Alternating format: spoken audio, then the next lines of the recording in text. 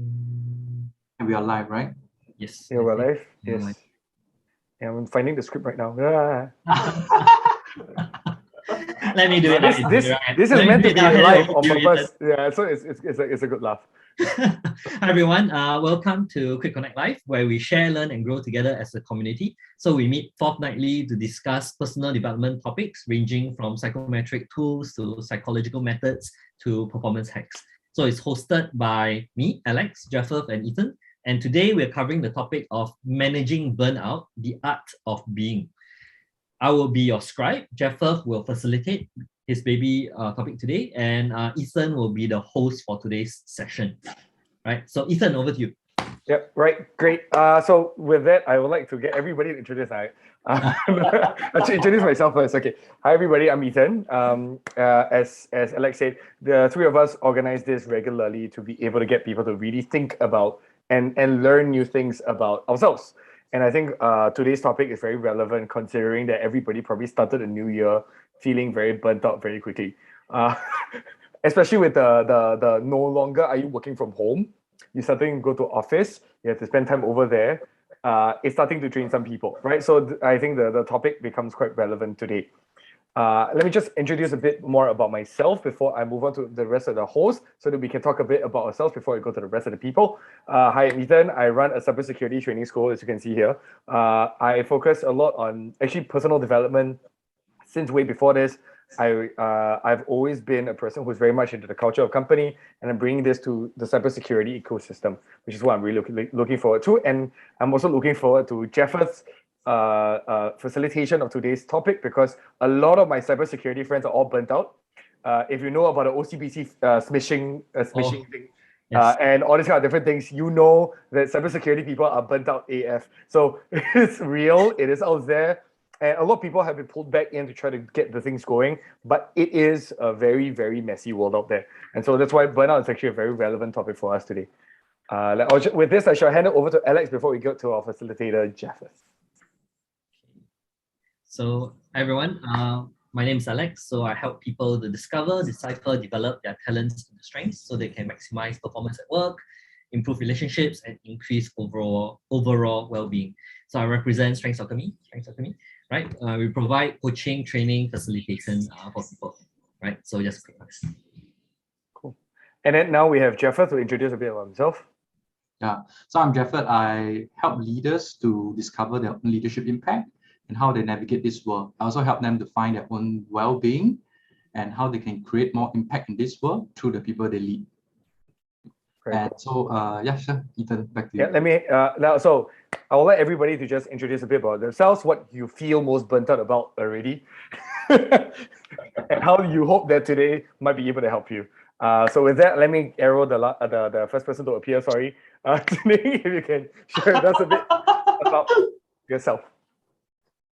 Since I'm on camera already, right? Yes. My name is Suning, I'm a pharmacist. Yeah, so burnout is actually a very close topic to my heart. I've been through it 4 times being in healthcare. Yeah. What am I most burnt out about now?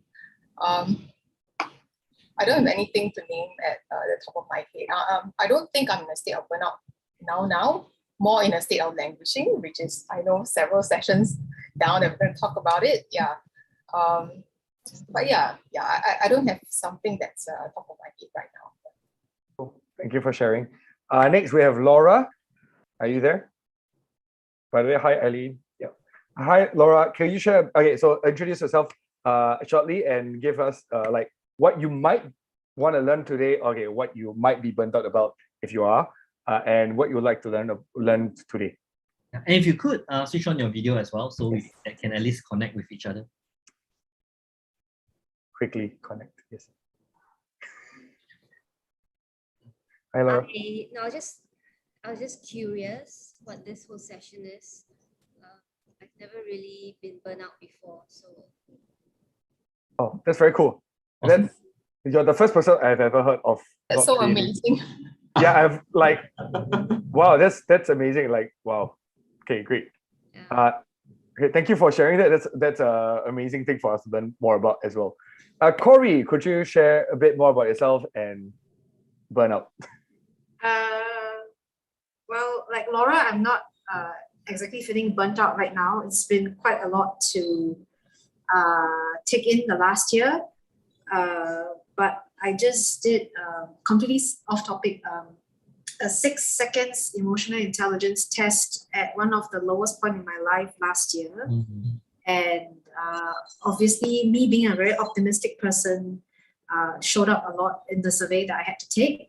But the giving myself and being effective as a leader did not do so well. And that's very congruent with whatever that I was going through last year when I took the survey about tackling conflict and all of that. So yeah, not much to be burnt out at the moment. I'm actually quite happy at work. Things are working out. So yeah, that's very cool. No, it's very cool. Like again, a topic about burnout with two people who have never been burnt out before. I think this is very interesting, and I look forward to what we can talk about today. Melissa, could you share a bit more? You're still muted. Okay, I think it's too early in the year to be burnt out. It's like the first month hasn't even passed yet. But I think in my previous job, burnt out was when I became stagnant and I wasn't growing like professionally. So I suffered burnout because the work became very run of the mill, like very routine, and there was no meaning or purpose to that work. Yeah. And yeah, so I guess that like festered dissatisfaction. And yeah, so no professional growth, wasn't learning anything new, had been on the job for close to 3 years, and the work was very like rudimentary, very run of the mill, like just going through the motions every day. That creates a lot of burnout for you, right? Previously. Yeah, previously. But this role, I'm too new to be burnt out. It's too soon to be suffering from burnt out. So let's notice this language, right? Where it's too early, too soon. I mean, it's a very interesting concept that we have. Alex is particularly burnt out already. So the one at the start of this year already, like I feel like he's not on his role. He hasn't been on his role for 1 month, right? Or 2 months. How long have you been in your role, Alex? You mean current role? Yeah, current role. No, I mean when you say burnt out, you're burnt out from life or your work, like professionally. Wow. Or your marriage or relationship or what? I mean, whoa, that went far. Okay, cool. No, I missed the part where you share, Alex. That's why I'm asking. It's all good. Not I'm interrogating. Yeah, I can hop on and share, right? For me, I was just sharing with Jeffrey, right? A couple of things that we're doing at work right now. So we're ramping up a lot of things. Then at the same time, we don't have enough manpower because we can't hire the people we want, right? And people that we have are leaving. So we have that. And then at the same time, there's certain things that we are doing or trying to build where I'm supposed to resource other people. So I'm supposed to like delegate and get other people to do it. But what I have quickly found is the people that I'm trying to resource either have no time to do what I'm asking them to do, or don't have the competency to do what I'm asking them to do. Yeah. Which means everything that is given to me that I'm supposed to delegate to everybody else comes all the way back to me. I'm like, okay, so I got welcome to startup life. Welcome to startup life. Yeah, but I'm not in a startup, I'm not in a startup. So and that also means that I have all these things I need to do, of which I have a timeline that people are expecting me to be able to delegate, which I can't, that I need to do myself and I need to deliver. And my clients looking at me and say, where's this? Where's the timeline? And everything's happening at the same time. It's like I need to multiply myself in many, many ways. So when I look at everything I need to do, I go like, I'm burnt out. Or rather, I'm burning out, right? I can see it coming at the pace that I need to run. So I could probably sprint for a certain period of time, which is fine. But if the marathon is at this pace, I would die. And beyond that, so if I can sprint, it's fine. But I don't also see a plan as to, well, we can't hire people, like what can you do about it, right? You don't see a light at the end of the tunnel. Yeah, don't see a light as in like, how can we resolve this, or a timeline by which this is done. Okay. So when I see everything, right, yeah, I was just telling Jeff this morning, this afternoon, that I think I need the session today because I'm studying affiliate, among other stuff. This is just work. Yes. Right. So that's where I am now. Great. Sorry. Thanks for allowing me to complain on this. It's great. It's perfect. I think it's great because we are actually talking about burnout in the very like physical sense right now as well, which is great. Next up, we have Eileen. If you can share a bit more about your relationship with burnout and what you hope to. Yeah, I think that's a better way of looking at it. Your relationship with burnout and what you hope to learn from today. I must say, burnout probably was an experience I had when I was in corporate. I don't know whether you actually feel burnout per se. My own experience is I'm working very long hours, partly because I have no kids to look after. So effectively, you feel like, okay, there's time at home. So whatever work you cannot do, you come back and continue doing. So I'll be working quite long hours and I don't sleep early, right? To the point my overseas colleagues will sometimes text me and say, why are you working 2 shifts? But you're working Singapore shift and UK shift. So why are you doing that? So I realized that, oh, I forgot I should have turned off my Skype. So Skype should be turned off or like off work or whatever. So people don't know I'm there so that I can still use my computer, right? Because it automatically turns on, right? But after a while, you question yourself, why are you spending so many hours and yet not being productive? Or is it you're not productive, but you just want to do better and better? You know, I got maximizer, okay? So it's like, Yeah, it's always screaming number 2 over there. Yeah, so yeah. So it's like, it's always not bad, good enough, right? So like, okay, how can I make it better? So continuously, you feel like your work is never finished, right? So you just continue doing and doing. And some days, there are other things that come along, which actually, if you had done all the rest, you could have managed. So out of curiosity, I kind of check out, okay, what's burnout, right? And then like, okay, all the tick, you tick a lot of boxes on the burnout checkout list. So I can therefore say I am suffering from burnout in that sense when I look at it, right? But maybe for me, the burnout, in my own definition, would be like, I'm really not enjoying what I'm doing. I mean, if I spend 10 hours, 12 hours a day, and I'm enjoying it, fine. But if I'm not enjoying it, even if I spend 8 hours, I will say I'm burnout also to me, in my own definition, right? Yeah, so that's my past life. But in my current life, in like these past weeks or past months, I don't really want to say I'm burnout, but I'm really stressed out because I have deadlines to complete things which I voluntarily sign up for. So I cannot blame anybody. So from that sense, I won't say I'm burnout. It's just that I think I just need to better manage time. I just need to be balanced in a balanced way. So I tell myself, okay, I stress the whole day. By 10 o'clock, I'm going to shut down. 10 to 10:30, I'm going to shut down and watch Korean drama. That's my reward for the day. The day's work, I reward myself by 1 or 2 hours of drama. So I think I won't classify myself now as burnout, but just stressed out, catching up with deadlines. It's a different thing because now you work for yourself versus when you work for others in a corporate life. Very interesting. I don't know whether it makes sense. When you work for yourself, it's not career just disappeared. Okay, cool. I just wanted to ask her to share. Yeah, but like so it's very interesting, right? Because in corporate life, you would just keep working and lose, but not feel very productive. Versus now, it's very stressed. But you also feel an obligation, right? Because you get paid monthly, what? Responsibility, okay? That part of the responsibility you're paid. So you feel like you need to work, right? And because you're in corporate, you got no other side gigs, right? You cannot have side gigs in my case.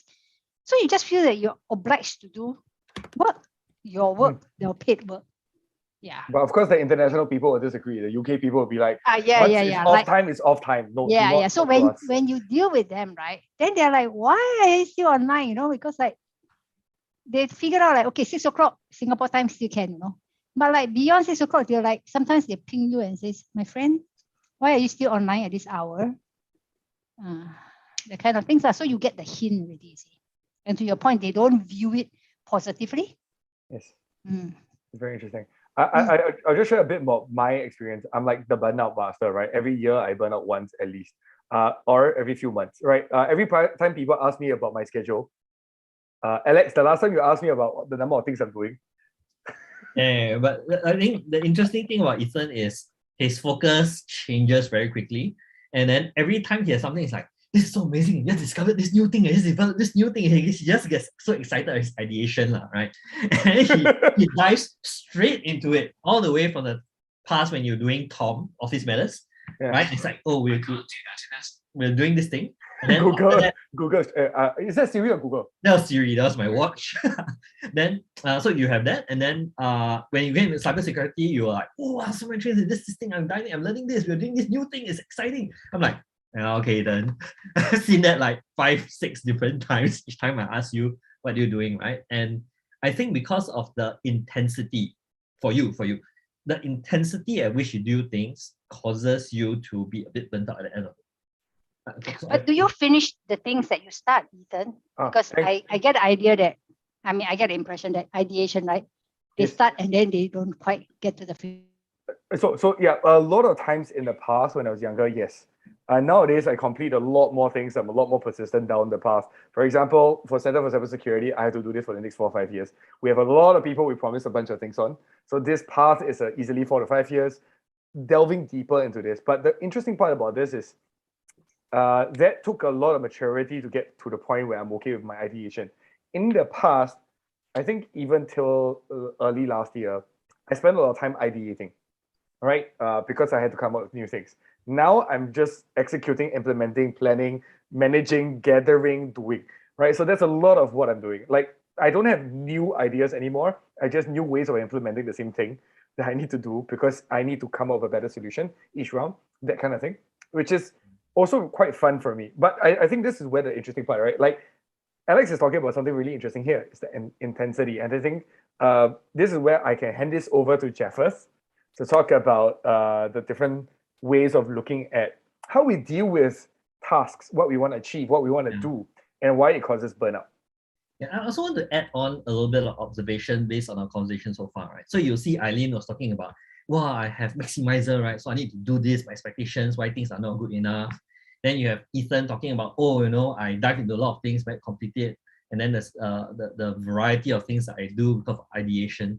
So one of the things that is useful for us who have our talent team's strengths, right? We talk about is if we overuse it, that's kind of expectations it has on ourselves, or we misuse it, it can actually cause us to go into overdrive that causes this burnout, right? So there are two things, right? One is if you use your strengths appropriately, it energizes you because you enjoy it. Like what Eileen says, I enjoy it. So it can energize you, but you can also tip the scale too far to the point where beyond energizing, you're running on adrenaline, and it kind of starts to burn you out.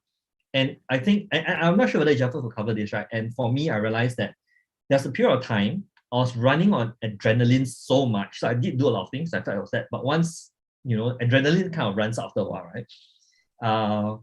And then at that point of time, there's a complete crash. Yeah, crash is a great word, right? And then I was like, oh, I really feel it right now. And it's very hard to recover from that. And I found that I couldn't get my engine back started. That was when I realized I was kind of burnt out, right? That's the real feeling of burnout, yes. Yeah. That's like already pretty extreme because I have that experience as well back in 2015. That was like my worst burnout round. It got to the point where my adrenal glands were not working properly. Ooh. Yeah, it was really clinically tested. Yeah. So you are physical burnout, like fatigue level burnout, like chronic fatigue.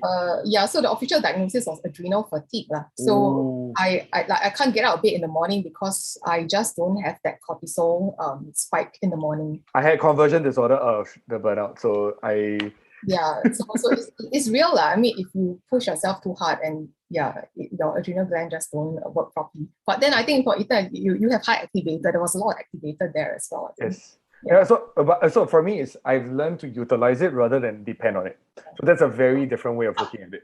And that's too many years, right? From the time I left medical school, which is literally 10 years ago, until now, I've been working very hard on utilizing it rather than avoiding it so that I don't burn out. It's about how I utilize my ideation.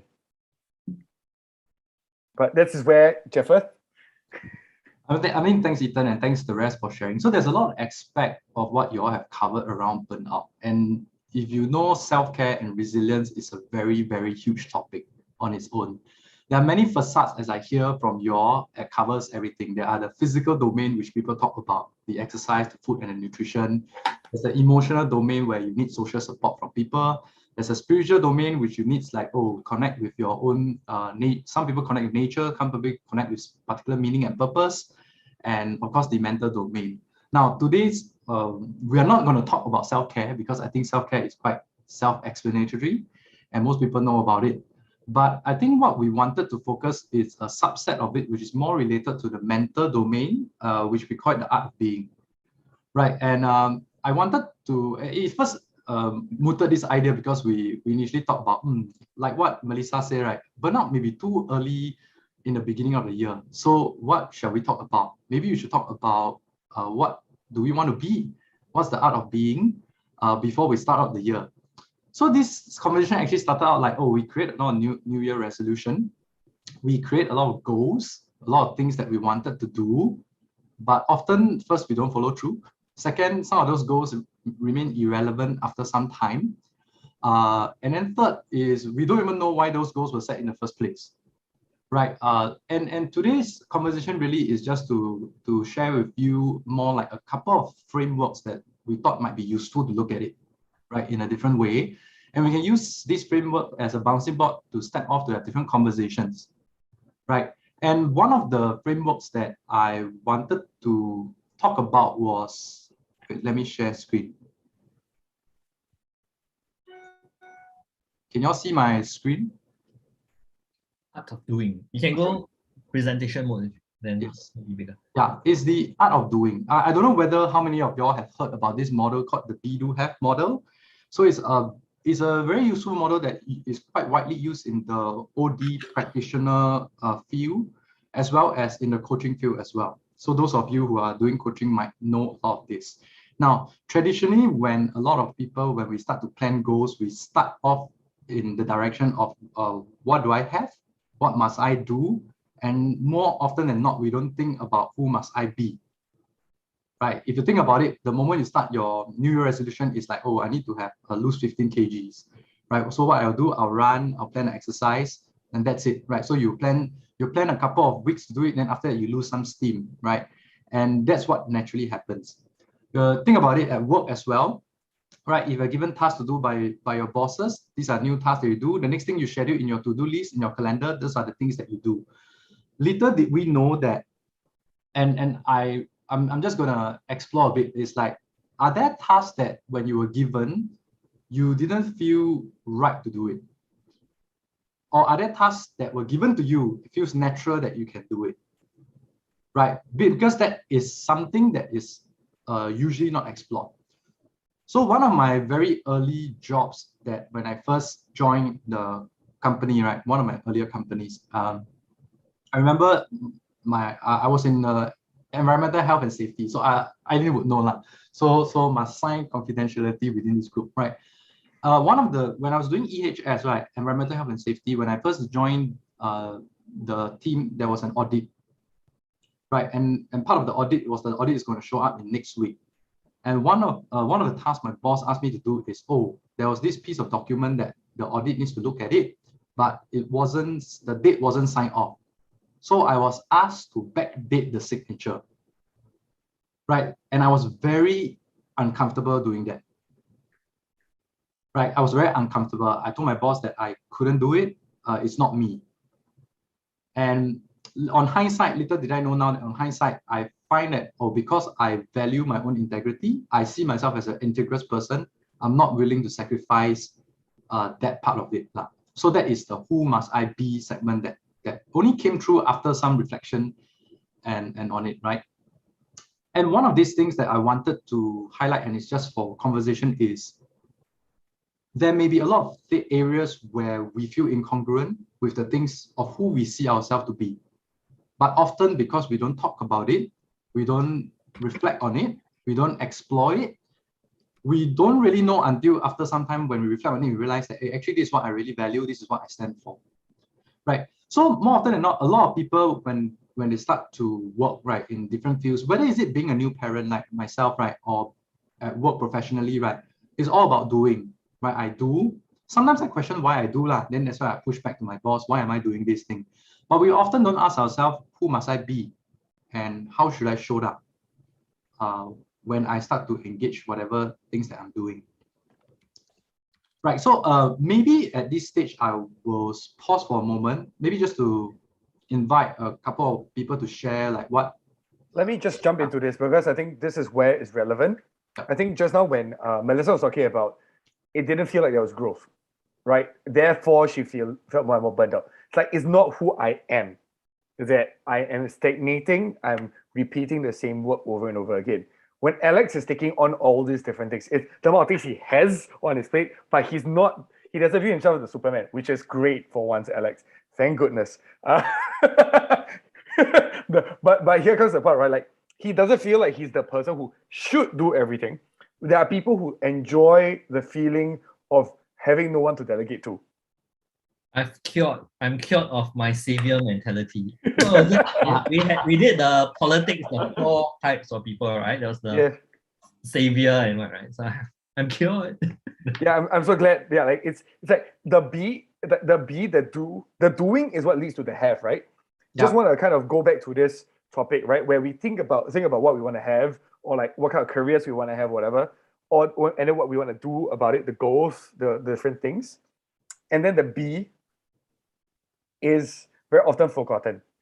The thing about this is I always go back to who you are as a person. So when Eileen was talking about, I just keep working law, but the colleagues telling her that she shouldn't be working was also conflicting with who she is.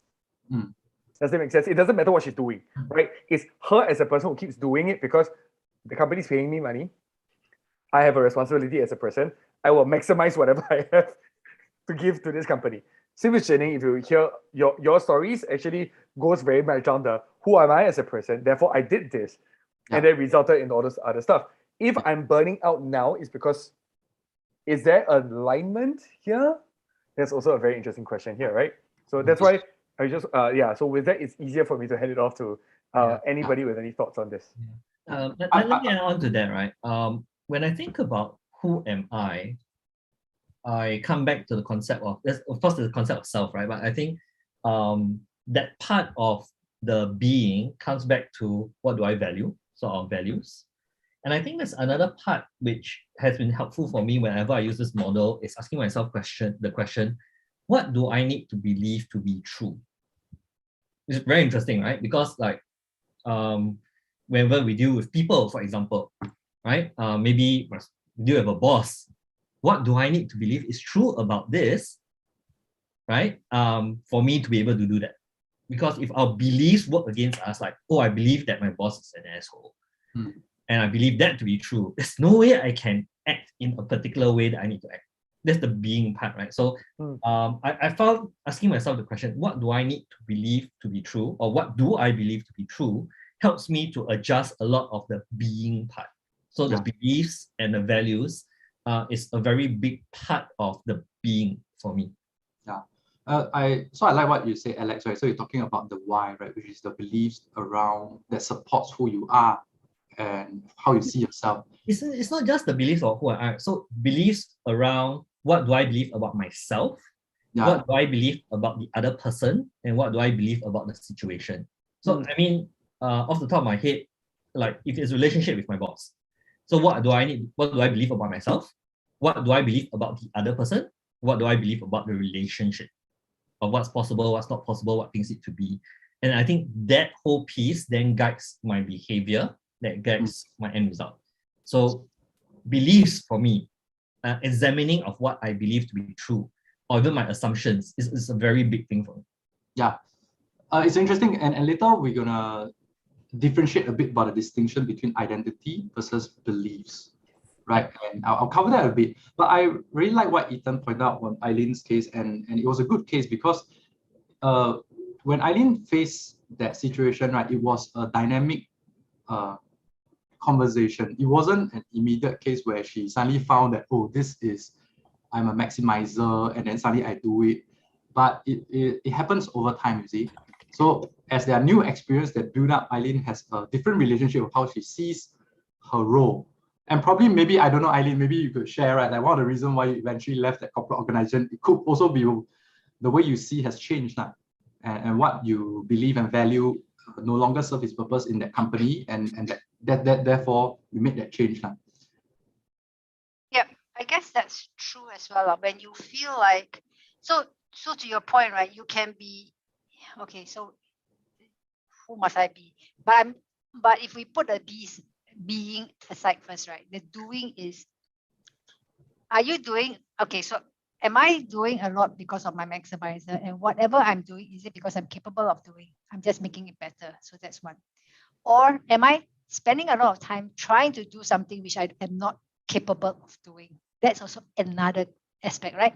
There may be aspects of a job you can do and you can do it very well. So it's kind of like polishing the diamond. Now, if there's another aspect where you cannot even do, or you don't know how to do very well, so you're struggling to even try to do the minimum or whatever.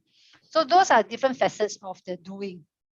And I guess it's a combination now. So you kind of hope that the doing perfection, polishing the diamond, and make you happy because it looks sparkling, right? Compensate the part where you're even trying to find where the diamond is to polish, right? So I guess, yeah, plus minus, you kind of feel like, okay, that's enough, kind of thing, maybe. I think that's how I look at the doing. I think that's a very interesting approach. What about, actually, I'm quite curious about the people who don't burn out. Yeah, no, because I'm very curious as to, like, after hearing all the rest of the stories about the burnouts and all these kind of things, I would love to hear Laura's take on the B2F and how you work with it as well. What's the difference between us, like the burnout guy, and you? Yeah. Difference. I just like my job, that's all. I used to work 16 hours a day on my feet because I was in hospitality. And I like it. I get very tired physically, but I don't feel burnout because I just like what I do. So I get in what I did. I receive, on top of doing operations, I go back to my desk and I receive literally about 500 emails a day. Yeah. But I basically take control of some of the topics in some of the emails, and I just enjoy what I do. So I think when that happens, I've never felt burnt out because there's always something to look forward to. So and I just want to complete every task that was in hand as quickly as possible in the most effective and efficient way of doing it. And on top of that, I had a lot of, I delegated as well. Yeah. So I never felt. So delegating out as part of the work is also quite important, I guess. So Laura, I'm very curious, right? So as you shared about that, you enjoy the work. At that point in time, who do you see yourself? Because you mentioned a couple of qualities, like I'm very efficient and effective. So those are qualities related to who you see yourself as a person. But are there any ways in which you see yourself back then that sort of sustain you through?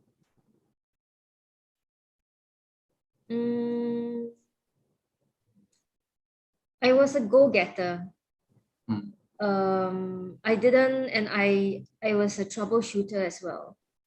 So, and I never stopped trying to find ways to resolve issues. Sometimes if there are issues placed in front of you and you cannot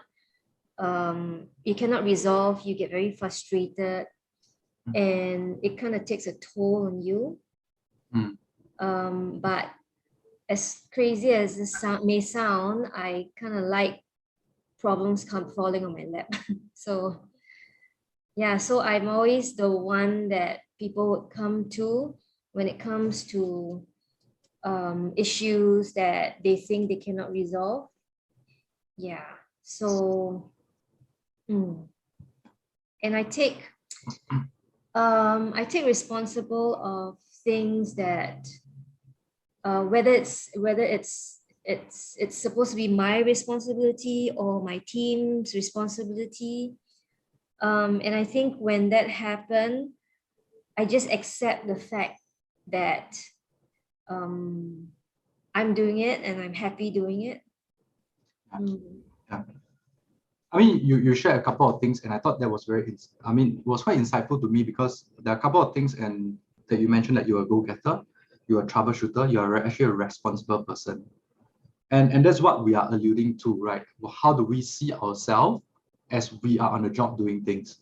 Now, much of these things is unconscious now. Sometimes we pay attention to it, we tell ourselves that, but most of the time we just like slide it back and then we just do the work until somebody asks you the question or you reflect upon yourself. Ethan, you wanted to say something? No, I thought it's very cool, right? Notice how she said, because the word keeps on going back to, because I'm happy with what I do, so I don't feel like it is a problem. Like 16 hours a day on my feet all the time, physically might be tired, but I don't feel burnt out. I think when we go back to the words like this, it's a lot about alignment. Yes. With the kind of person that we are, what we think we are, and things like that. Yeah, and also one very important thing is my peers, my responsibility, my team. I think they look up to me, and if I show how much I cannot cope, or if I'm burnt out, then it's a domino effect. So I think they silently gave me the strength to move on as well, even though they didn't know. Yeah. That's where the support network and the people who believe in you are very important, right? Yeah. And you also point out something about how you are showing up that is impacting on other people around you, which also comes from how you see yourself as how you want to show up. Yeah. So there are a couple of things. Okay, so before I move on, I just want to hear, anybody have any other thoughts around it so far? One thing, I mean, not everybody can articulate who they are, right? Or what their identity is. So it then goes back to your values. Yeah, even though you don't know what they are, or anti-values. Okay, I mean, we spoke about that, but that's a different topic altogether. Sometimes for me, it's really just a feeling that there's something wrong. Yeah, so it's not necessarily something that goes into the logical realm that can actually talk out and try to rationalize, but it's just this feeling that, something's just not congruent. Yep. Congruency is a key area whether your values are aligned or not. So you only feel incongruent when, okay, so you must know all the values that we talk about are construct that we labels, right? We put that to help us to describe what we are actually feeling, whether we are aligned or not aligned. Now, what you're feeling is an indicator to tell you whether you're aligned to what you really believe or not. Right? And sometimes it's very hard to say out with words, but the intuition or the emotions come first. Yeah, and I also think that you can be in a state of burnout, but you can have bouts of energy as well along that entire burnout journey, especially if you come into situations where you actually thrive because your talent teams actually are in a flow kind of state. Yeah. So like for me, 2 years back when there was all the dormitory outbreak, I had a team that was I don't know all their strengths, but then most of us had top 5 connectedness. Yeah, and this was a team of volunteers. So we actually volunteered to actually go into the dorms to serve. Yeah, and I know a lot of them were actually very burnt out at that point in time. But then the thing is that they actually stuck by the entire operations for I think it was something like almost 8 months. Yeah, 6 to 8 months or so. Yeah, I mean, a lot of them eventually left, when we stood down because they were just tired. But then you could see how energized they were during that period when we were doing it. Yeah, regardless of the physical exhaustion. My favorite example of this is I was having a fever just before playing a gig. high fever. I was hitting almost 40. This is pre-pandemic, so guys, it's all safe. This is way back when I was a bit younger. The moment I went on stage, everything was gone, right? Like I can be burnt beyond. Actually, you know what? I would say that I was very burnt before coming on this event as well, like coming online as well. Like I felt kind of burnt because I was doing quite a bit of things today. I woke up at early in the morning to go on a radio talk show this morning to talk about the OCPC smishing thing. So I was like 7:30 a.m. having a talk and all these kind of different things in Mandarin. Right. Yeah. But the thing is that, like, we're talking about energy now, any day, right? I'm here, I'm present. After this, you might see me on the bed, right? You might see me just crash right away. But that's also kind of the thing, right? Like, what creates the burnout? Like, this is very much a part of me. Like, hosting this session together with you guys, having these conversations is a very much a part of me, Ethan, right? And my identity as a person. It feels right, it feels congruent.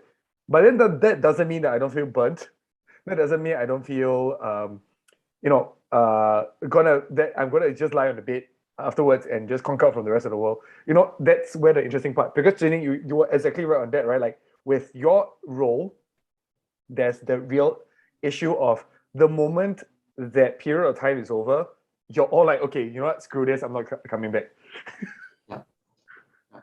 I mean, what you point out, I mean, generally people in the resilience field is all about energy management, right? And part of the things that what you were describing were little moments that energize us, in spite of all the crap that's going around us that we are really going to wash out anytime. But it's that little moments that we will still push on. And it's encouraging to know, and there are many facets to it. I think whether it's self-care, whether it's social support, this is a new area where people talk a lot about social support, which is emotional support for one another. Because people don't care what you know unless they know you care.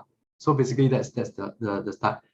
In this aspect, when we talk about identity management and alignment, and one of the things I wanted to point to is like you actually feel more drained the more misaligned you are, right? And what then we are looking at is, could we be more intentional in trying to find out what actually are we aligned to and what do we want to create to be aligned with, right? I'll give you an example. So we talk about the have, do, be. So the opposite, of course, most people will say is the be, do, have, right? And one of the ways of using the be, do, have, and okay, this is a personal story that I just discovered in December when I took my retreat. I'm a father of 2, soon to be 3, right? And every time after I work, my go-to activity to recharge myself is to play games. But the funny thing is, every time I play games at night, I will feel very guilty about it. And this persists for months. And part of my own reflection after that, as I felt that guilt, was to unpack what actually is going on. And it dawned upon me as I was exploring who am I being, I realized that first, I didn't spend enough time with my kids. Second, I am unconsciously attributing myself to be a father who is not very responsible and throws the responsibility to the wife to cover everything. Right, I mean, it is what it is, right? But it feels like you need that slap in the face to tell you that one central question that you need to know, who am I being now? And how do I show up in front that serves who I'm being? In fact, it's my purposeful intention and action. Let me help you unpack that, interestingly, in a bit, because before you were a father, you gamed, right? Yeah, what? Before you were a father, you gamed. Yes. Yeah, so there is the interesting thing of the evolution of the identity that also has to play a part in this. Yes. And that is something that stick with me then now that when I am more deliberate and intentional, and I do create my own identity of who I am as a father. My new statement is called I'm a loving father who's patient to my kids. And therefore my action is to, every time, maybe after this meeting, I'll log off my computer, stop playing game, and just spend time with them. And I found that I sleep much peacefully after that. I'm going to add on. My biggest weakness in business all along was I don't believe in making money. That was the reason why I burnt out doing business. Because I'll create great products, I will do a great job, and not want to collect money. Which is Can help you collect the money. You can do all the work. Nowadays, not really. Nowadays, there's a real system in place. It's perfectly fine. I've come to terms with being a businessman. But it took me 10 years of doing business to kind of go, okay, I'm a businessman and I'm willing to take money. But not because I'm extracting money. So there was a bunch of identity issues of the values about money, about how you should make money. All businessmen are evil, which is this is an anti-value where I grew up believing that as well. So these were real things for me growing up. And I think this is also relevant, right? That's why I was burning out left, right, center when I was doing business, which is also why I ideated way too much, because I could never complete something that I did not want to make money from. Has that perspective changed so far? In terms of who do you see yourself now as compared to back then? Super different. Yeah. So I saw money completely differently. Like, for example, last year, remember Alex Alex was talking about investments and I was starting to zone out. Right now, I'll be honest, I was like, screw money, talking about investments. Now I'm like developing possibly a crypto coin with Media Hub. I'm working on a few other investment portfolio related stuff. But that's because I came to terms with what money is about. So watching the stock market crash recently was rather interesting for me because I went, yes, my predictions were there, but not in terms of period. Like, it's kind of saying that, okay, this boom shouldn't last for such a long time. It's da. So rather than saying that all money is evil and therefore the stocks are so high, it's more like there is an overvaluing. This is a representation of people's mindsets. That doesn't mean money is bad. Yep. I had to come to terms with all of this before I can go, okay, I'm going to make money now. Yeah. So it's your belief about money, right, that makes it hard for you to do certain things, right? So I believe I'm a good person. A good person doesn't take money, and da. So it starts from good person, me, does not take money from people, da in this way. So it sounds like your definition of good person has certain things that he or she won't do and that he won't take money, which is a belief or a sign to that person, right? Yes. So this is a very interesting topic in the sense that I feel ready to move on to logical levels, right? Because we talk a lot about values and beliefs, and I thought, first the be do have model gives you a bit of a flavor of your identity is the one, being is everything lah. Your doing comes from your being, and basically being is everything, right? If you are, in spite of everything you do, you tend to see yourself as somebody, regardless of whether you see yourself at the moment or not lah. Right, so that's one. But then there's also another thing that I think from our conversation we unpack a bit, which is around values and beliefs, which is currently not in the be do have model, right? So what is interesting then is another model that I wanted to explore to talk about it is this thing. Sorry, what was this? Oh yeah, this is actually what I just articulated. So never mind, let's move on. It is this thing called the Duke's logical levels of change, right? So I use this a lot in NLP coaching because this gives me a very nice structure and framework to find out where people's level of thinking is at. So what actually Robert Dukes, so he's one of the early pioneers of NLP who works with Richard Bandler, and then he come out and create all these models. And one of these models is called the logical levels of change. Right, so essentially he's saying that at every change that it's happening at different levels. Some change is happening at the values or beliefs, some changes that happening at the behavior level, and you can hear that from conversations. Right, so as we look at this scaffold, when we look at environmental changes, it explores the question where and when. So most people will come to you say, oh, this boss sucks, or this environment or this culture is very bad, so I leave. And they leave because it's an environmental reason. So they just move another job, right? The solution is an environmental solution. And then they thought a change of environment would change their problem, right?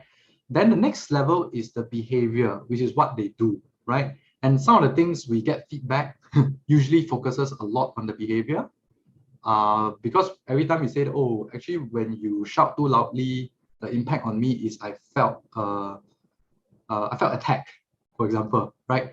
So then the person's feedback is, maybe your suggestion for you is to change your behavior, not to shout that loudly. Jeffers, you just said a very, very healthy version of that. Let me just change it to, you shouldn't be shouting at me, that's a wrong behavior. That's a typical reaction to a behavior only. Because you identified who, you talked about the value and the emotional capabilities of the person versus just don't scold. Yeah. Which is where most people are in offices, right? Yes. And that is an intervention at a behavioral level. Now, and then at the capability level, I think most of us would know is the how, right? We don't know how to do things. So capabilities are a cluster of behaviors, and basically your skill sets that you develop. And if you have been in organization enough, you know a lot of people talk around about capabilities. A lot of first-time managers or new managers also talk about just sending people for courses, right? And that's how they intervene on, you got a capability issue, either I coach you or I send you for course. That's the intervention at a capability level. Now, the one that is slightly more, is going upwards, is more slightly complicated. It's starting to move into the values and beliefs, right? That's the level of motivation. And that's also at the level where you explore sometimes like, how come I just don't have the motivation to do it? How come I just don't have the desire to do it? That's because the problem exists under one of the values that's either misaligned, or one of the beliefs, like what Ethan shared earlier, right? One of the things you never do investment because of the belief that money is probably the root of all evil, so you don't care about that, right? So he'll never attend any investment course at a capability level. He'll never try to go use certain behaviors to go and invest his money, so it affects downstream as well. Okay, and the one that we talk about it a lot is at the identity level about who, right? And if you notice at different levels, there are different type of questions that we ask. Now, what dudes discover is if you change and intervene at a higher level of who, the effects cascade downwards to the why, the how, the what, the where, and the when. In other words, it means that if I think myself as a loving parent, it will change my belief, or I will start to explore beliefs around what supports who I see myself as a loving parent. I will then go and develop capabilities by either reading certain books, right? To do that, I will schedule calendar of what it means to spend time with my kids, to be a loving parent, to create a nurturing environment. Right? So this is how we will use the logical levels to either unpack or analyze, right? And I don't know. So maybe that's just my explanation of it. I want to hear what Ethan is hearing. Let me add on, because I think I love what you just said. Because actually, and so everything goes on all these levels. So what I do a lot of, and Alex, you probably know what I do a lot of when I solve traumas, is when I resolve traumas is to get back to a purpose that the person has always constructed in their minds. But very often the relationship with themselves, what they really are as a person. I mean, just last week, it was about a person who believes that she's a bad person. Why? Because her mom said it, and therefore she believes it 100%. So whenever she deals with family, she believes she's a bad person. So she will actually self-sabotage at all costs whenever that happens. So, but because her behaviors and environment has changed quite a lot, she doesn't do as destructive, but the mindset is still there. And we managed to uncover it only because the layers below are now gone. We managed to change the environment, change the behaviors, change the capabilities, change the beliefs before we can get to the identity. And this is actually why it's hard to go straight to the root sometimes, depending on the person. Very often, we always talk about the environment. It's government's fault, right? Whenever we see that, it's environment. It's always everything else but me. Yeah. Then the behavior, it's what am I doing wrong, right? I'm not studying enough, I'm not working hard enough, I'm not spending enough time. That's the doing. Capabilities, do I have the competencies? I shall study every single book out there ever possible so that I have the capabilities to do this. And then, again, you go to the values and beliefs. Am I a good student? Do I value learning? Do I value ideation? Do I value this? Before I go, I am a good person, or I'm a dumb person, or I'm a this person. We have a lot of labels of ourselves. Yep. Before we go back to the purpose. Yep, Alex. Yeah. So I think what, Ethan, you've just gone through is that it's very similar to what we do in NLP that we call logical levels alignment. You start from the bottom, right? So you go from there. So I mean, you're not doing the exact approach that we do in NLP, but it's very similar, right? We start from the lower level gives you an entry point to get deeper and deeper, because it can be very difficult to start off talking about purpose and identity for some people. And your entry point then helps you to level up to that point where you start talking about, so what's your purpose? It helps people to dig into that level of abstraction and discussion. And then actually the next step then is to go back down the ladder, right? Which is, okay, so now that you kind of clarify your purpose, what kind of person are you? Who do you see yourself in this bigger picture of this purpose, right? So what kind of values and beliefs would this person in doing this purpose should embody or will be useful to embody? So this person who's this, what is the capability? And you go all the way down to help to align that, right? So this is one of the things I love about logical levels, is because it helps us to get congruence, something that Jeffers has spoken about a lot of times, right? That look, when you get incongruence, you get the misalignment, you get drained. And actually the other thing that I'm hearing that we didn't quite say is that we get a lot of internal conflicts, like what Ethan just mentioned, right, about this. And then like what Jeffers mentioned about, when you being a father and playing the game. But gaming, yeah. Internal conflict, right? So when we are able to align all these different levels, it helps us to become more congruent.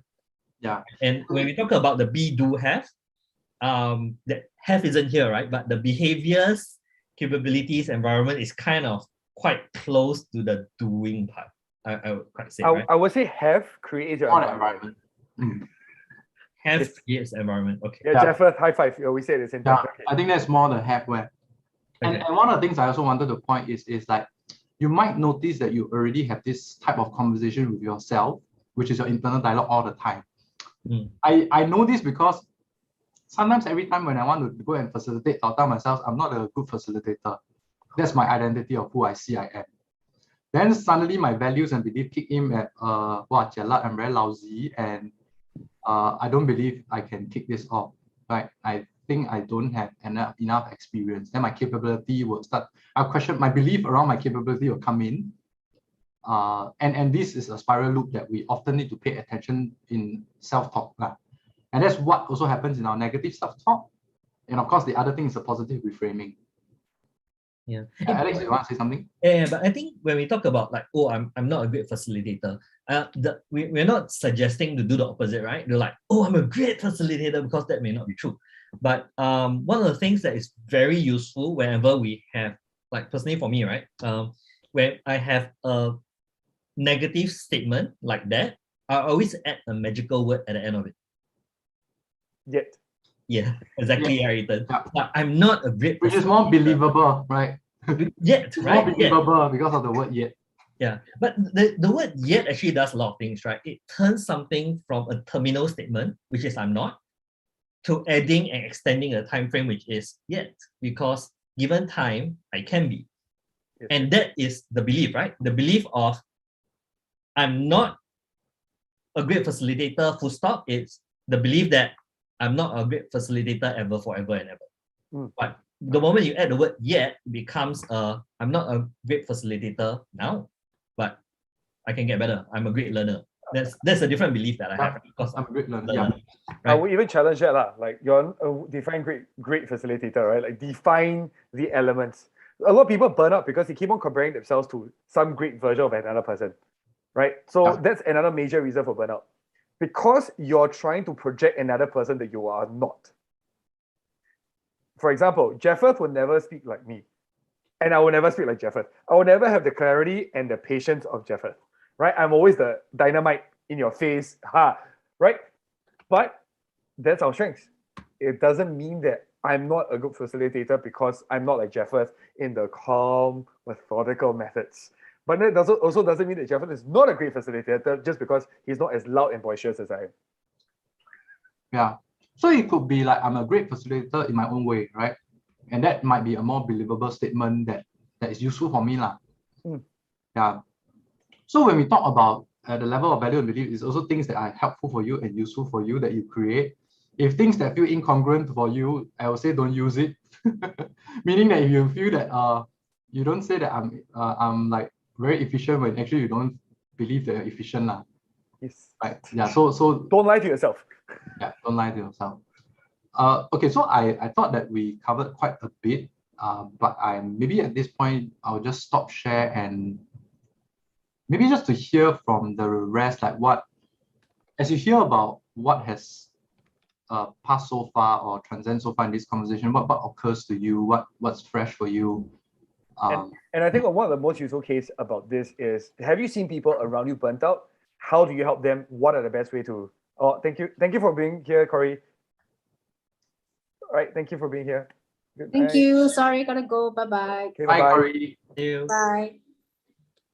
Great. So like at this point, it's really about a question of like, have you seen people who are burnt out around you? How do you support people who are burnt out? How do you want to be supported when you're burnt out? Also, I think in this same framework, when we look at the logical systems, it will help us be able to go identify where exactly it addresses. Yep, and how to like, so now we're even looking at solutions, right? Like, but let's talk about, do you know, and somebody's burnt out or yourself being burnt out, what was the best solutions that actually address what you needed and help got you out of burnout, or help the other person out of burnout?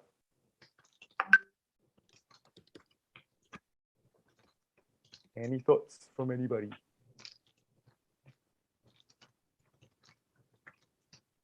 I like what Laura said, right? I mean, if you like what you're doing, you naturally don't feel like you are burning out, even though you physically put in those hours. Okay, maybe earlier on in my career life, we didn't have so many distractions like mobile phones, computers, blah blah. Okay, so that's disclosure of my age. Or TikTok and Instagram and everything else. Nothing, not even a mobile phone. So the closest you can imagine, if you even know that, is the closest was a pager. Not that I use one. I know my husband uses one, right? So, but my point is that I used to believe like what Laura had in almost my first 20 odd years of my career. I just enjoy doing whatever I do. So I go to work, I enjoy whatever I do. I feel like there is a purpose, there is satisfaction. Okay, so I'm a trainer person, right? So as long as I develop people in my organization, I feel like, like a teacher, you know that your whatever work you do will not happen, the result will not happen immediately because it takes time to develop a person. But you know it will happen because you have seen colleagues who reach out to you after you have left to say, thanks for your work, blah, blah, blah, blah, blah. So you never felt like it was work. Like they say, if you enjoy what you're doing, you never think of it as work. So I felt like that for most of my career. And I think some Jappers were saying, right? And my life philosophy is still the same. As long as every night I go to sleep with no regrets of what happened in the day, and I don't do bad things that I will regret if I die tonight, I'm fine. So I'll sleep well. So that's why the whole concept of burnout never quite occurred to me in my earlier life until the next phase of my life. I mean, now Japan is going to parenthood. I'm at like, okay, my kids are leaving the nest, they are leaving the nest age, which means I'm going to another phase of life, right? So I now have all the time I want to do whatever I want to. And like, therefore, it's a whole mindset. Yeah. So I agree with Japan that every stage you go into your life, right, it changes how you look at life and therefore how you want to spend your time and whether you think it is burnout or not burnout. Yeah. Right. Yeah.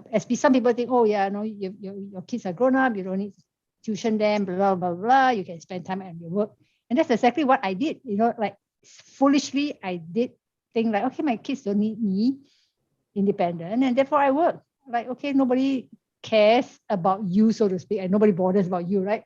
So you just spend all your time working, and that's when it's like, yeah, you get into a burnout stage without realizing it. But now I'm again at another stage, and therefore like, okay, it's a different gig kind of life, and therefore I am hopefully wiser in how I see myself and spend my time. Yeah.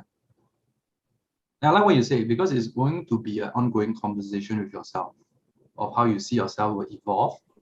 And like what you say, right, is at different stages, is it being intentional of who you want to show up to be, and the whys will come and follow along based on who you see yourself over time. Does this mean that as purpose changes, everything else below changes as well? Yes. I give you an example. One of the, I recently worked with a colleague, right? And the news spread fast that this person is very aggressive. And really, this person is very aggressive. The moment you touch him will offend people. So when she was tasked to assign with me, I didn't know that because it was on hindsight. I started to contract with her very early, right? If we got tough decision to make, I'll make it. I'll accept the responsibility. You don't have to, right? So on work, it looks good, right? But unknowingly, what I try to do a lot is then a lot of the emails when come to me, I will take the piece and I'll drive the work. I'll just copy her.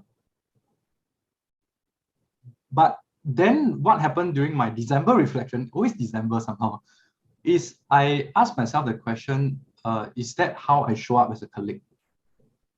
If I told myself I'm showing up as a person who's loving at work, it doesn't really demonstrate that, you see. I'm like judging her before she even get a chance to prove herself. Yeah, so that is one way I at least try to like give myself feedback.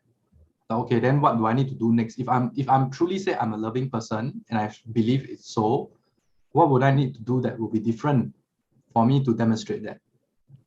Yeah, so what I did this year is I let her do the things. Then she'll ask me and I'll coach and give her feedback in a polite way. But the first thing I did is I apologized to her first. I never knew that I could apologize to her because I'm very judgy, ma. But because I did my alignment, I could apologize to her and say that I may have misunderstood you. I realized I wasn't being fair to you. I told her that. And she said that, oh, she didn't even feel it that way. Then that's the worst thing. After I shared it, then she tell me like she didn't even perceive it that way, right? So but I felt something off my chest. It's for you, it's not for her. Yeah, it's for me. Yeah. It's really for me because it lifted off I was incongruent, when I was doing all that thing. And even though people around me thought like, oh, you did great thing, good performance, you managed her very well, but something felt wrong in my gut. I just want to add on, right? Like, okay, here comes a slight bit of the reason why I love burning out. As in, I'll be honest, there's a reason why this topic is fun for me. I love burning out as a concept, not because of anything else, but because I like to challenge myself. Again, right? Like, if you go watch my field of learning, right? My specialty went from like, I did triple science, psychology, medicine, then went into music production, did music, different genres of music, UX design, tech, now cybersecurity. I like to push myself to the edge. And the thing I hated the most in my childhood, which was marketing and business, is what I'm doing by the truckloads today, right? And business development and drinking with people to make deals happen. It's normal now. Like it's now it's thankfully coffee and tea. So thankfully it's not going to the those kind of places that people think of the Chinese businessmen going to, thankfully. But the great part about this is that I became the very person that I thought I would never be, because I decided that I didn't want to hold on to another identity from childhood that stuck onto certain things in my life. And I think what Jeffrey said there, right, was, I think what's very interesting is that there was a judgment side of him and there's the loving side of him. He let go of the judging side to say, I want this side more. Yes, I'm still judging her somewhat, but I still choose to be loving, right? So it's integration of the two sides. When we talk a lot about this, right, a lot of the getting out of burnout for me was because I decided that I'm merging the two sides. The key reasons why I burnt out doing business again, right, was because each round of times that I started to make money, I didn't allow myself to, until I got past those barriers of burn, until I integrated. So that's another part about burnout that maybe is interesting, right? I'm not saying that it's highly recommended for everybody. I live a pretty extreme life, but I'm also saying this on the level of like it is also a lot about how fast, like a lot of us through the years have chosen to integrate other parts of ourselves through long methodical processes. I just have a tendency to like it at warp speed. But I think one of the major parts about this is letting go of what part of us was a major part of growth and letting go of burnouts. Because a lot of times when I'm burning out is because I'm holding on to this one identity. Like, I cannot work under incompetent people. That's actually the major reason why I left medical school, why I couldn't work for other people, why I had to start my own business. It's because I cannot work under anybody who I view as incompetent. And it was, and Alex, how likely is it to find somebody who's incompetent on top of you in the MNC? Oh, easy. And I would analyze that person and complain to myself. So I was stick by a narrative of how incompetent the other person is. And therefore, my life sucks. That's literally what I felt when I was in medical school. Yeah. And that's why I burnt out. But that's an identity I had to lose in order for me to be a better leader, to be a better whatever along the way too. And I think this is where I kind of want to add on to what Jeffrey, you were saying really beautifully there, which is a lot about losing parts of yourself so that you can be more something that you want to be. Yes. Well, I'm glad that Alex is nicely describing. I'm looking at the mirror and it's like, wow. Are you in it? Yeah, I'm in it. It's like, wow. Actually, I'm very curious if Melissa has any thoughts. Is she still there? I'm here. Sorry, I'm multitasking. I'm dyeing my hair at the same time, but I'm listening. Oh. That is how you get rid of burnout. Building your dream. Yeah, what was your question? You said something about I heard your whole cycle, like how you from medical school, and what was the question again? No, so no, like what, like your thoughts about this logical process of, you know, looking at your purpose, all these different things. I don't. Yeah, the first thought which came to my mind was that it's very organic. It's not something which like just overnight you just suddenly think like, oh, I want to be something else tomorrow, or I need to let go of certain baggage. So it's very like organic and over like a long period of time. And after many like traumatic incidences, grieving, loss of friendship, maybe loss of relationship, maybe even having been made redundant at work. Yeah, it's just like so many life just happens to you in like all tragedies and life tragedies in all shapes and forms, that before you can get to that state where you can like safely say, okay, like my life now is a clean slate and I have I'm not being like shackled to my past. Or yeah, because I think every now and then like remember the last time we had this gathering, I thought that I had already like removed all the, is it, what do you call it, thorns? I don't know, like all those, right? Like all those weeds and all, right? But then no, something happens and it just like triggers like everything else, you get what I mean? So I had to really like reflect again, and I like think, hey, wait a minute, I thought that old self had already like gone with the wind, like died already, but how come suddenly resurrected? Yeah, so I had to question myself and like, yeah, like it's so easy to just go back to your old ways, you know. It's like, what's the medical term? Is it remission? Like remission is yes. Yeah. Reverting is actually the more accurate word, but reverting has now been tarnished by the email way of reverting. But oh yeah, so no, okay, so there was this thing which I was thinking about, like I think at the turn of the new year, right? I was thinking like you, I think you mentioned about how you like cleared your friend list, right? So I learned this new concept. It's called 0 calorie friends. So it's like eating popcorn, right? It's like it's so delicious, like popcorn, you eat it when you watch a movie, but it has 0 calories, but it has like it doesn't do you any good at all. There's no nutritional value in the popcorn. So like, yeah, like some friends are like that as well. So like you just engage in idle gossip, but there's no I mean, you don't brainstorm ideas, you don't like reflect on life-changing issues or like how you can better yourself, business goals, yeah, things like that. Yeah, my thoughts are that it's Melissa, not. I just wanted to add on something to an observation of what you just said, right? So sometimes when we work on something on ourselves and we think it's done and then it comes back, a few, and we always come back again, there's remission or reversion, right? There are a few things that I thought have changed. One is your ability, your awareness of it, the ability to recognize when it happens. Right? Because before that, you may not even be aware, and now you go like, oh, it's here again. You can do something about it. And therefore, the choices you have and the way that you manage it and you kind of iteratively improve changes. So you may not be aware of it yet, that you already have grown and already have made some of these changes.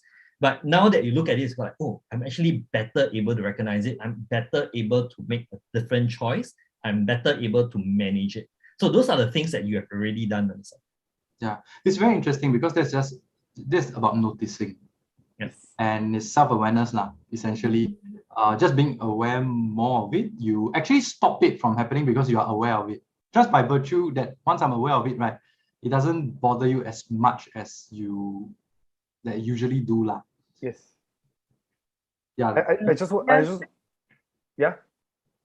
No, I mean, you guys were here, like, yeah, I don't know, like sometimes it could be like just a difference in opinion or difference in idea, right? Or like maybe a rejection of your idea. Then it can like spiral into something like catastrophizing, you go all the way back, like a rejection of yourself, your personality, you feel not validated, that kind of thing. So it's like I still have a lot of people around me who are still terrified of rejection till today, no matter how much success they have, right? So, I know salespeople whose whole life is around making sure that the other person doesn't reject them because they're so scared of rejection that they became salespeople to prove that they won't be rejected, which is mind-blowing on its own. Like, so again, right, we go back to anti-values. But I think I just want to wrap up also because it's 9:20. Thank you, Melissa, for the really nice thing. I just want to start with you. What do you learn from today's session and what do you really gain out of this? Who, me? Yes. Oh, I thought already. Yeah, that was all I learned. I mean, that was everything I learned. The be do have. Actually, to be honest, I don't know how to apply the be do have. Sorry. That's okay. No, it's good. That's good feedback. Okay. Because I don't know how to form it in a sentence. Maybe I have to change not the grammar, is it preposition? So I don't know how to say it like. So I will share as I close lah. But I hear where you're coming from. Okay. That's great feedback. See, that's great feedback. We need that kind of feedback. It's great. And also, I think you mentioned the other concept, the logical. That one also I didn't know how to apply. Maybe I missed it. There was another table, right? Yes. But the words were quite big. Like I didn't really know how to apply it in layman's terms, to myself. Perfect feedback. It's all good. Thank you for letting us know. That's great. I think Jeffers can address that a little bit later on. Yeah. Next up, Zining, what have you learned from today's session? I think that Dilp's pyramid really hit me. Yeah, especially about how, whenever people get burned out, then they just start to change jobs, just to change the environment. But at the same time, I think there's now a lot of talk about purpose, right? About how the boss's new job is to help people to find their purpose and what's their purpose in life. It's kind of like jumping to the other end of things without addressing the things all in between. Yeah, so I think that's actually something very interesting to delve a bit more into. Yeah. I love your statement there because it just made being a boss so much scarier. I have to take care of you financially, make sure that you can do the work, take care of the clients, and then make sure you have a life purpose. You have meaningful purpose for your work, yeah. That's now all the talk about mental health and well-being, yeah. I'm trying to pay the bills, damn it. Yeah, that's what most business owners feel like. Ethan, so it's actually the boss is like the father, mother. Yes, no, so that's another thing that I can wrap up a little bit with. That is very interesting. But next up, we can actually have Laura. Yeah, what do you learn from this session? I think the main takeaway is listening to the stories, because like I said, I've never really experienced burnt out, and listening to all of you, I guess it's something that I may not experience, but which I'm grateful for, because I've also heard stories of colleagues and people who get really burnt out, they get stressed, and then a lot of health issue follows up, and then it escalates to more than just that. It could be financially, it could also harm the people around you and all. And I think that's one thing that I'm grateful that I'm able to manage. So it's more of the stories that I hear from you. It's the awareness of what others are actually experiencing. Great. Thank you very much for sharing. Eileen, what about yourself? I suppose I came to the session kind of like, oh, burnout. I think I had that before. Okay, let's see what others say about it. No, but I think it's like one, listening to what others say and kind of understanding, like Laura said, listen to others' stories to see if they kind of sound like your own stories, and just to have a conversation that's not the typical conversation I have at my normal day work. Yeah. Cool. Great. I think Alex, would you like to share a bit your end? What do you learn from this session, especially because you're the scribe? So if you can, I can summarize everything. Actually, or would we like to have Jeffers kind of come up with a closing? I can just share a couple of things, right? I think one of my observations was there's a lot of distinction when you start talking about burnout. That we probably didn't cover as much, right? So the difference between burning out and stressing out, right? So that's one of the things that we spoke about. Then the other one is, well, that burning out doesn't always mean that you have no energy, right? Or you have those bouts of energy that comes out when it's burning out. So I do think that at some level, the distinction of what is burnout, what does it look like, how is it compared to some of the other things that we have, I thought that would be very interesting to to expand on and explore if we had time. Cool. And then Jeffers? Yeah, so I think we explored a bit more. We didn't really cover in depth into burnout because it's around managing burnout, right? So the key focus was on the art of being. Yeah. Right. And one of the key things that we explored was there are many facets to triggers that can contribute to burnout. In today's focus, we talk a lot around misalignment of who you see you are and misalignment of your values, which Ethan's expertise is on anti-values, right? Ethan, will you still be doing a summary of everything? Yeah, I'll still do a little bit more okay. Since I'm the host. Yeah. Okay, so I just wanted to add two more points. One point is relating to what Melissa said, which is sometimes that remission or reverting feeling that you feel may come from your shadows, right? I mean, we all have that. So some shadows occupies our bandwidth, they'll pop up, some self-doubt will come up again. Then sometimes we have good days where suddenly we see a great vision of ourselves, and then we get very excited to work with and get very excited and energized to work. Now, what I'm saying is when we look at the be, do, have model, it's more about being intentional in creating or actually surfacing or reflecting who you are seeing yourself and creating that version of who you want to be. Right. And before I hand over to Ethan, I'll probably just share my own version of what I created. Because one thing that I found that is what you pay attention to eventually goes into your mind space lah. And the more you pay attention to it, the more it becomes a reality for you lah. So I took some time, I mean, always my December reflections, and I created this personal commitment document about who I see myself. I'm going to share it lah, but I have to caveat because I'm a Christian, so I will put something that's more biblical that works for me, and it might be something that might be useful for you. And all statements that start with being will start with I am, something, something, something. Okay, so just to give you. So here's my personal commitment document. My first one is, I'm a child of God. I'm an unstoppable force of love, peace, wisdom, and truth.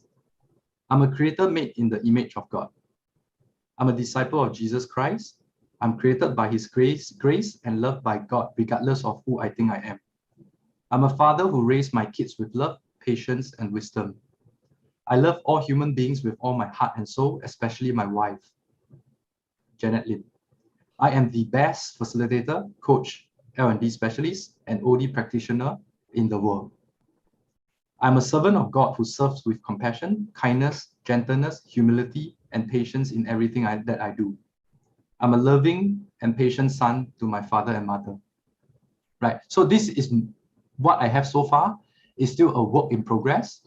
And actually, all I'm saying is to encourage you all to start exploring these conversations for yourself. Right. So I hand over. I want to ask you a question. Why did you answer all those to the question, who must I be? It sounded more like a answer to a question like, who am I, right? Yes. Oh, so who must I be is who am I lah? Yes. So who am I could be who am I now or who I want to be, which is as I show up to other people, right? But essentially it's asking you the question, who am I lah? Who am I being now? No, because, okay, so I interpreted it as like, who do I want to be in the future? It's not lah, it's like now lah, currently, is it? It's a statement of now, but it actually is a predictive now. So it is kind of like a, I make the statement today. That you're striving I make a statement today. I am that person. So what is that person gonna do today? Yeah. To do more of that. To create the environment. But is it an ideal? Like an ideal that you're striving towards? Ideal, yes. Yes, that's the ideal one that I remind myself oftenly. So every morning I'll read it to remind myself who do I want to show up and who am I being. Okay. It can be your future dream self also lah, right? Like you dream of that person that you want to be in the future. Like But it usually starts with qualities and I am statements lah, rather than things that I want. Okay, so I mean, just to be clear, some of the distinctions when we create that lah. But we can talk about that more later. Yeah. I think one of the wonderful things, and today's topic was, we started with burnout because actually it's really, the Be Do Have was really about, the topic that we really wanted to go for today was the incongruence, and thankfully it was really brought up today. Burnout comes a lot actually in the mental state, not so much about the actions, right? I can work 16-hour days without feeling tired, but I can work for 2 hours and feel like death, right? Because it's alignment or misalignment with myself. I think this is very much where a lot of these different elements come into the picture. And then I think we highlighted some points about the rubs between two sides of ourselves, the judgmental self and that loving person, or whatever we view ourselves as. Sometimes these things come into conflict and we start having to choose. And that's when burnout also happens, right? Those are the parts where there are points where it will be difficult for us to choose. Where I'm happy this led to was actually a lot about the being of a person, who you are, to lead to the doing, to lead to the having, right? Like the environment you want to have. You have the lifestyle that you choose to have by doing the things, by knowing that you're the person to choose the values to do the things. So it's a very long, convoluted process, but it starts with the I am, the list of different things. I think one of the first points in which I said I am actually happy with who I am was back in 2018. I think that was when the first time. Of course, some things happened and I went, oh, actually, I don't really like that person that much. Because I thought I am, and then after that, something's happened and you're like, oh, actually, that's not very helpful in it. Oh, right. So I would tweak the identity of the person a little bit more. Like, good father, again, right? I'm not planning to be a dad. So for me, I wouldn't use good father as the first few terms, right? Like a good coach, a good companion, a good friend. And then how would I define the word good? A pushover, a savior, or whatever. All these different definitions will also come into the picture afterwards. And that's actually how we choose whether we're going to burn out, right? And just as a little bit of a tip to round it off nicely, always notice yourself whenever something grinds your nerves and you feel like, why am I doing this? Find out what kind of person does that thing. I think this is also in the wisdom of trauma, which is wonderful, which is the person disrespected me because only a bad person doesn't deserve respect. So then I am a bad person because that person did this to me. And then therefore the conclusion was I'm a bad person. And that's the reason why a person reacts in a certain manner. So what kind of person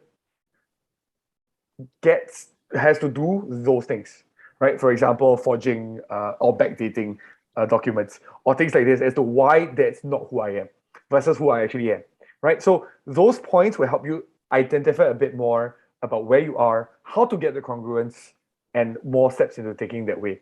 It seems like we need to explore this topic a little bit more into the definition of burnout as well. Yep.